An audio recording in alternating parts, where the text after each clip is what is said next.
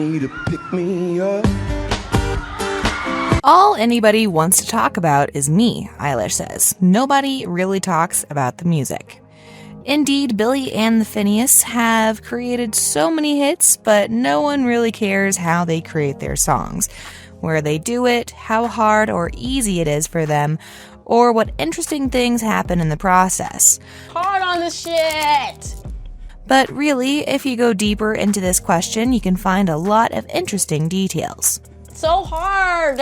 Billie spoke about her experience working with her brother and said they have great give and take. There's so much time wasted working with people you don't know, where if you don't like something, you're like, you could maybe try something where it's a little different. Whereas with Phineas, it's just like, no, that sucks, let's move on. We just know each other so we can do that. We all know that Billie and Phineas recorded their first album in their tiny room in the family home. It was lovely to make an album there, but I think it's really important to work wherever you are, or wherever you have your tools, says Phineas. This is no humble brag bedroom studio that turns out to have been professionally outfitted. It's just a regular bedroom, with a bed against one wall where Eilish sat to record her vocals, facing a desk and bookshelves and Phineas's modest production setup. As his sole reference, O'Connell says he didn't really think about the way the bedroom sounded until he started recording elsewhere. The bedroom has a very specific sound, very tight and intimate and closed and quiet. I love the way it makes vocals sound. Music is the end result of a long process that began when each of them was 12, attending a songwriting class taught by their mother, Maggie Baird, an actor and amateur songwriter. I always say it was actually the Beatles who taught them to write songs, Baird says. Because the class was for kids, I had to simplify it. Here's I Want to Hold Your Hand. Let's give these pieces of the song a name. The class was just an hour a week for 10 weeks or so, but Phineas was a madman, and in a few months, he formed a band. All I had to teach him was the basics, and he immediately got it. And the same with Billie. Phineas had already been writing for several years when the pair first started working together on a lark. The first songs that we worked on, we didn't write together, Eilish recalls. He wrote the song called She's Broken, and I wrote one called Fingers Crossed, and we recorded them and put them out on SoundCloud just for fun. Then they released Ocean Eyes, and it began. But you already know that. They're on the radio on KCRW. Now, Phineas estimates that probably 75 to 80% of the songs are written with us sitting next to each other at a piano or with a guitar singing a melody together, he says. Without them. It's like a relay race. We both have to kill our portion of it to get to the finish line. Given their schedules, the pair find time to listen to a remarkable amount of music.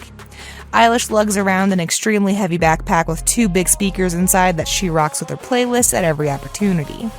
Yet, what may be most remarkable about this unusual partnership is that at a time when most hit songs are created by songwriter-producer committees that can number a dozen or more, Eilish and Phineas write nearly all of their songs themselves, with Phineas producing. It was a hard-won process, as their label and management initially encouraged them to work with more experienced songwriter-producers. Who would have believed that Billie's then 18-year-old brother would be her only co-writer and producer, and that he's as good or better than anyone else? Maggie says they were not pushed to do it by the label or their managers, but they did say, let's just try it and see how it works. Eilish is less diplomatic. My managers and label are so incredible, and I've been so lucky with my team that I think I'm pretty spoiled, she allows. And it wasn't like they were forcing us into it, but that was so stupid. It was horrible for a lot of reasons. I was a little tiny teenager who hadn't written with anyone besides my brother, and there I was, 14, in a room with 40-something-year-old dudes who were trying to write a song with me and Phineas, who was 18.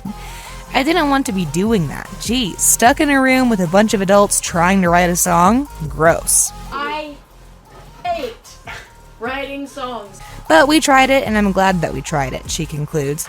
So we knew that we didn't want to do it. And also, all the songs we wrote with others were not as good as the songs me and Phineas wrote alone. That's cool, right? Genius. Eilish waxes ecstatically about a song she wrote with Rays, which she calls her favorite that she's ever written. I met her at a concert and we both had off days, and somebody was like, "We should get you guys in the studio," Eilish recalls. Normally that sentence makes me want to puke, but I was like, sure, I love Jessie. She's incredible, and it'll be fun to be in the studio with her and her energy, even if we don't make anything. However, once they got there, I had this crazy amount of writer's block, and she and Phineas were both coming up with stuff, and I was just sitting there with nothing and felt like a big loser, she continues. But then we took a 5-minute break, and Phineas started playing this beat, and suddenly, I just came up with this melody and all these lyrics, and then I wrote this whole song and we recorded it. It had never happened that fast for me. Although she calls it her favorite song and the one I'm most proud of, it remains unreleased. I love that. Many say that Phineas is underrated and does not have the fame that Billy has, although he deserves it at least as much. In fact, one can argue with this because Billy's brother has grown a lot in terms of career and has gained the status of one of the best in the musical sphere. I don't want to go to war, but I'm about to. And although Phineas is energetically pursuing a career outside his work with his sister, he's fine with his role as co-pilot of the Billie Eilish rocket ship. I'm not very interested in fame or notoriety at all. In fact, I'd be pretty bummed out if I woke up one day and I was like super famous, he says. But the flip side of that is that I'm really passionate about my music. I'm really proud of it and I want to be heard by as many people as possible. And I'm willing to embrace whatever comes with that. Pick me up. Phineas does say some very sensible and correct things. Many of his words can certainly be a guide for future musicians. You're trying to write the best song we've ever written. Absolutely, every time. For example, these. When I was starting to make music, I thought I had to pay a bunch of people to do all my things professionally, and that would be the only way I would ever have any success. It's really important for kids to not think that there's something intangible and out of reach for them. The truth is that you just have to make a song that people like.